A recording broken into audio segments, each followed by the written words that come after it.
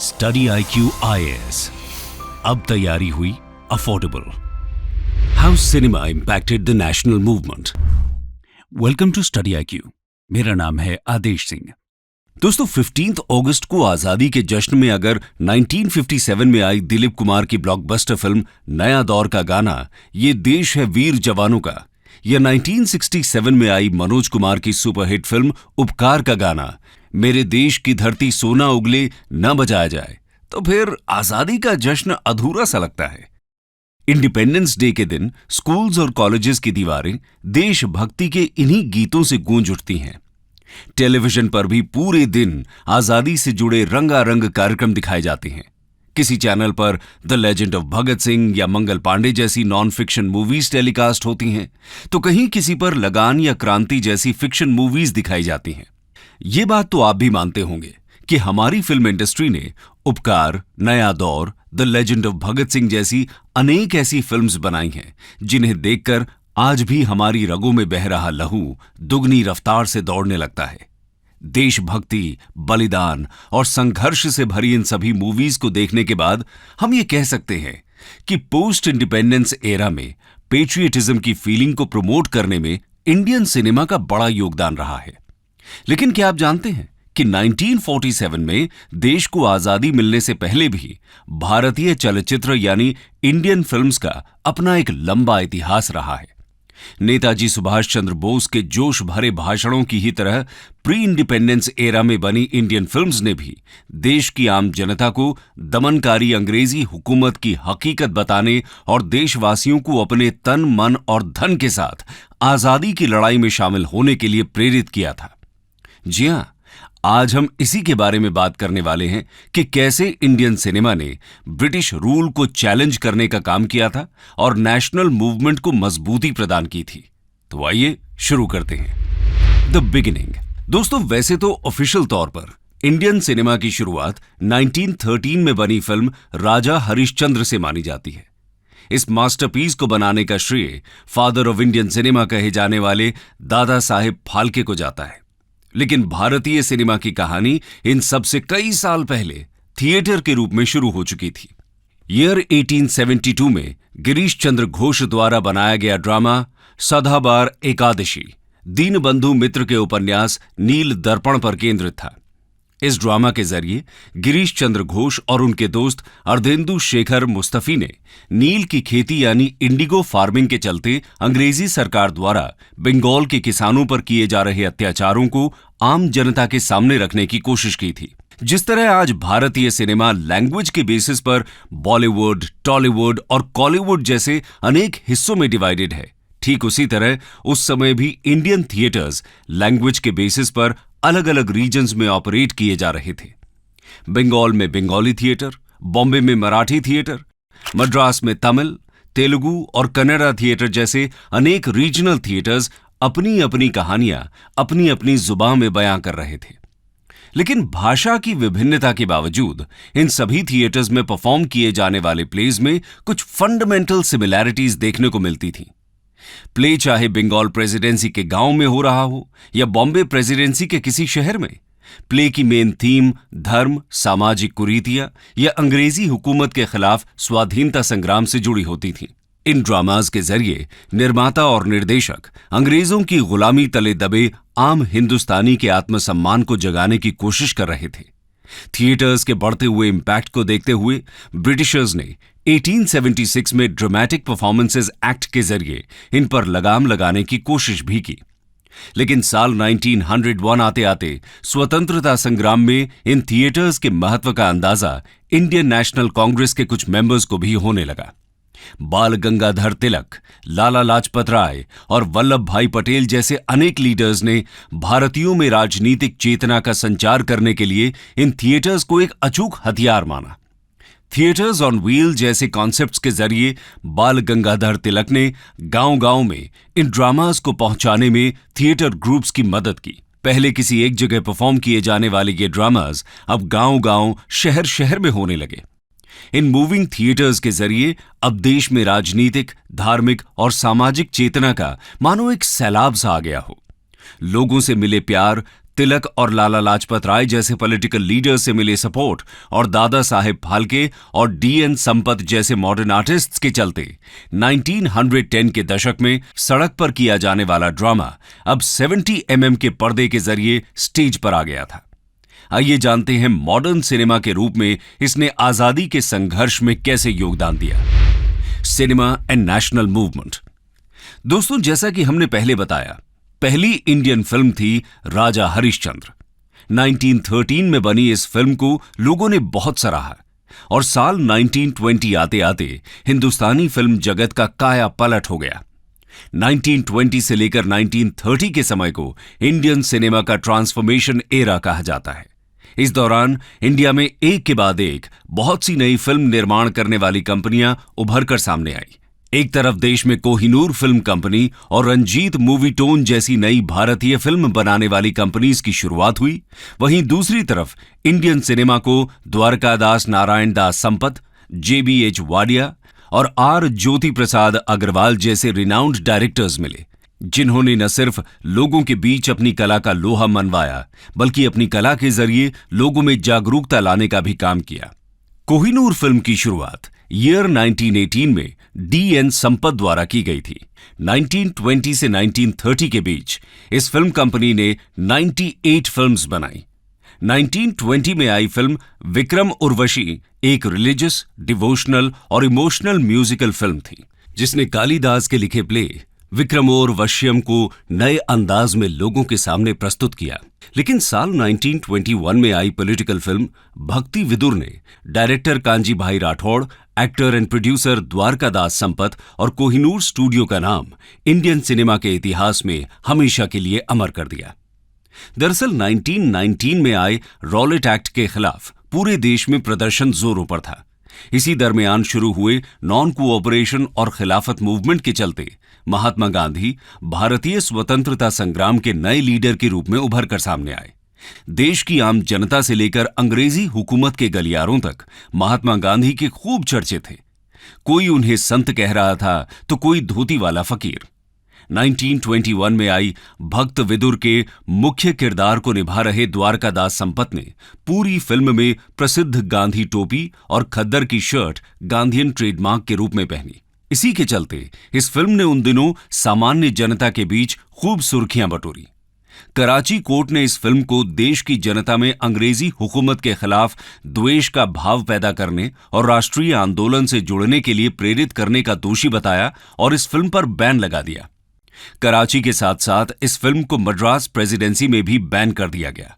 द्वारकादास संपत की ही तरह JBH वाडिया भी उन दिनों इंडियन सिनेमा के एक नामी गिरामी व्यक्ति थे।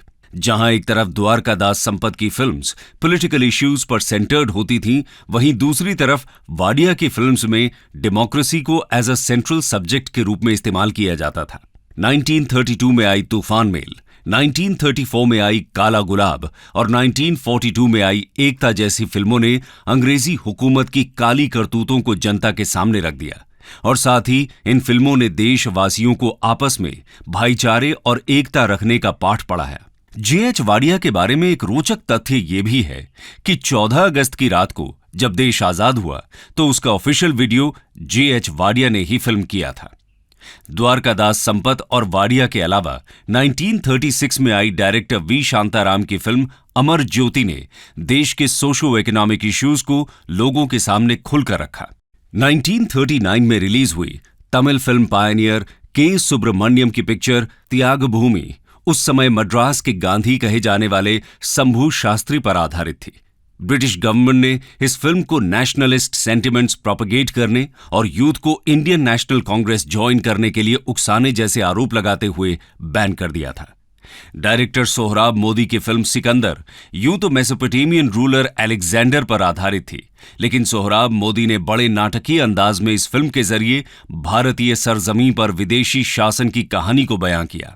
फिल्म के भारत है घर बार हमारा, भारत है संसार हमारा जैसे गीतों ने भी लोगों में देश प्रेम की भावना को बढ़ाने का काम किया। इसी के चलते एंटी नेशनल सेंटिमेंट्स को स्प्रेड करने के नाम पर ब्रिटिश गवर्नमेंट ने इस फिल्म पर भी प्रतिबंध लगा दिया। एक तरफ जहां हिंदी, मद्रासी, बंगाली, गुजराती और अनेक भाषाओं में बनाई जा रही ये फिल्म्स देश में पॉलिटिकल अवेयरनेस बढ़ाने, सोशल इश्यूज को दूर करने और पब्लिक में नेशनलिस्ट सेंटिमेंट्स को फिल करने का काम कर रही थी, तो वहीं दूसरी तरफ कुछ फिल्म्स इंडियन फ्रीडम फाइटर्स के आइडियाज और उनके थॉट्स को इंडियन मासेस के बीच पॉपुलर करने का काम कर रही थी। डायरेक्टर प्रभात की फिल्म एक नाथ ने महात्मा गांधी के अनटचेबिलिटी को अबॉलिश करने जैसे आइडियाज को लोगों के सामने रखा। 1939 में आई एक और फिल्म ब्रांडी की बोतल में महात्मा गांधी के लिकर कंजम्पशन के अगेंस्ट जो आइडियाज थे उन्हें लोगों तक पहुंचाया।